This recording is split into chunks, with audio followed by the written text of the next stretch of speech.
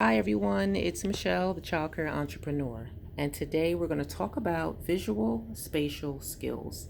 Now, when we talk about visual spatial skills, we are talking about uh, how things come together. So, what I mean by that is how a child sees something and how it fits together. It could be two-dimensional, three-dimensional. Um, and a lot of these learners are really good at art, geometry, computer skills, things like that. So I'm going to show you 10 different activities that I work on with my children to help develop the visual spatial skills. Now, I have here a United States map, and I teach my children about the different states. And one of the ways I was trying to figure out how I was going to do this, I purchased two of these giant maps and I cut one out so that they can actually say, when I say Texas, they can see where Texas is and put it here on the puzzle. Um, and that goes for a lot of the different, the other states. And so they actually have an idea of where that goes on the map. Like when I'm teaching the compass rose, I'm not just talking about um, north, south, east, and west. I'm actually going to show them on the map what that means. And so it really makes it a great tool for teaching the states. And you'd be surprised, my 3-year-olds knew a lot of their states because of this. And my next activity I have is called the honeybee tree. And this honeybee tree I have had since I was a child. So I kept this so that I could use it for my own children. And now that I have my home childcare center, I use it for them as well. So the honeybee tree is a game, and you can use this dice right here, and whatever you roll on, okay, is what you will put on the honeybee tree. Okay, so they can actually see the tree, they can see the bees, um, and what the branches are and all that. So that's how they form the honeybee tree. Over here I have my alphabet A to Z, and I love these because I like the wooden toys, but I also like that anything that they can feel, anything related to their senses. And what they do is they will, when learning their alphabet, they can use these cards either on the side that has the picture or on the side that doesn't. And this actually shows how to create the letter A. Okay, and then they can put these items on top here. All right, and this one I have a 3D feel and find. So there's a couple of different ways that I play with this one. There's, as you can see on the box here, there's a bag, and I can pull these items out of the bag. They're just different forms here, and they can find right here on right here where it goes. Okay, or I can just lay it out and have them work on putting those pieces in there too. The children really enjoy trying to figure those out.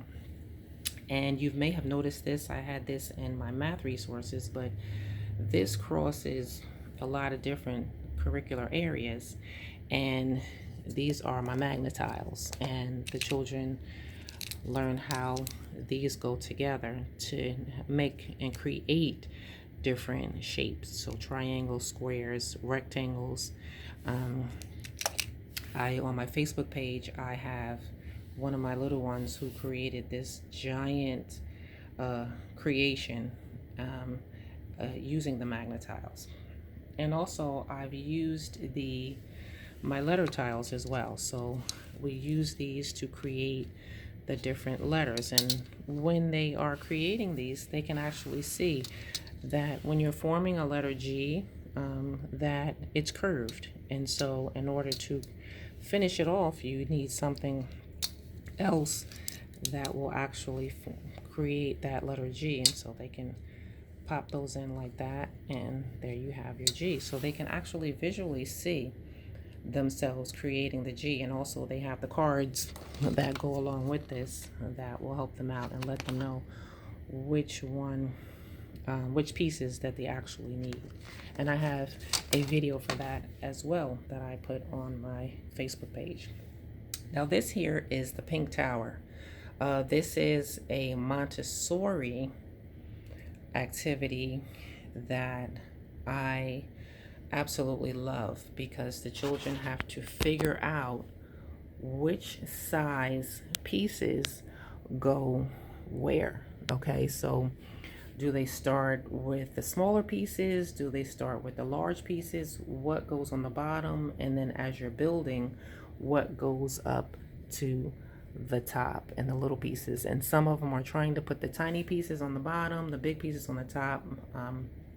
But one of the things I love about Montessori is that it's self-correcting, so that they understand how the Pink Tower goes together. And you can also find one of my little ones putting this together in a video on my Facebook page. And this is just an activity that I printed so they can actually learn numbers, but they can also learn the different sizes of those pieces. So over here I have a spatial relations playset by Accelerations, and this shows the children love, they can play with this all day. They can put together different communities and with houses and trees and the cars, and just where that goes and how that works out.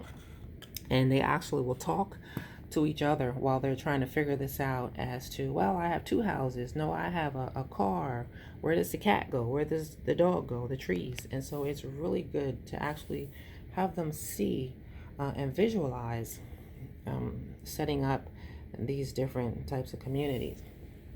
Now I have also this memory game, and it's just like, we play it in a lot of different ways. So when I start out, I will have all the pieces facing up where they can see the picture, and so they can actually see that there's a picture of, right here, the cookie. But not only that, but there's two cookies. And what you do is, in order to play the matching game, you have to put those two together to make a set.